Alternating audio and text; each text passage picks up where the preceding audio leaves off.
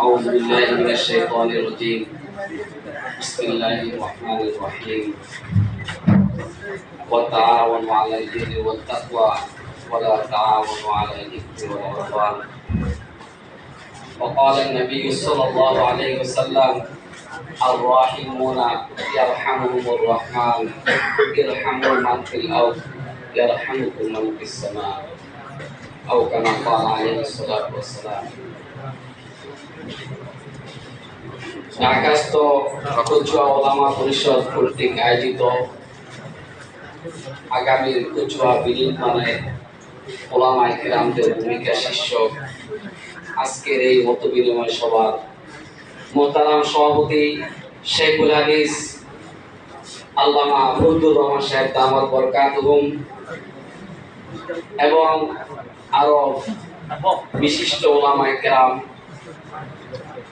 এবং বিভিন্ন মাদ্রাসার মুতামিম এবং আমার প্রিয় কচুয়ার জনগণ এবং কচুয়াবাসী, আমি অত্যন্ত আবেগ আপ্লুত যে আমাদের এই ক্ষুদ্র আহ্বানে আলহামদুলিল্লাহ কচুয়ার মহান ব্যক্তিরা এখানে উপস্থিত হয়েছেন, যাদেরকে আমরা পৃথকভাবে শিডিউলে দাওয়াত দিয়েও একত্রিত করতে পারি না।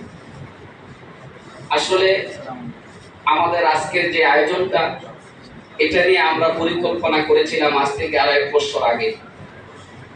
এর চাইতে আরো 8-10 বছর আগেও কয়েকবার চিন্তা করেছি, কিন্তু 1 বছর আগে আমরা এটা নিয়ে একটা সিদ্ধান্ত নিয়েছি যে আমরা ঢাকাস্থ কচুয়া ওলামা পরিষদকে নিয়ে একটা প্রোগ্রাম করব এবং স্থায়ী পরিকল্পনা নিয়ে আমরা কিভাবে কচুয়ার উন্নয়নে এবং কচুয়াবাসীদেরকে নিয়ে আমরা কাজ করতে পারি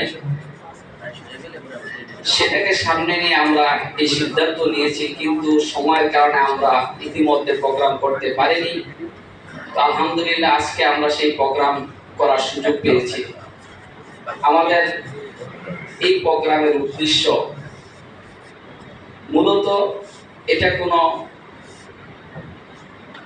যেমন এখানে অনেকে বলছে বা আমার পরিচয়টা অনেকে মনে করতেছে যে আগামীতে কচুয়ার উন্নয়নের ক্ষেত্রে মুফতি আনিস সাহেব নির্বাচন করবে, এটা সামনে নিয়ে মনে হয় আয়োজন। আসলে মৌলিকভাবে আমাদের মূল টার্গেট এটা নয়। আমরা আমাদের মিটিংয়ে যে সিদ্ধান্ত নিয়েছি, আমাদের মিটিংয়ে মাওলানা আব্দুল আওয়াল সাহেব, ফজলুর রহমান সাহেব, হুজুর সহ আর অনেকেই ছিলেন।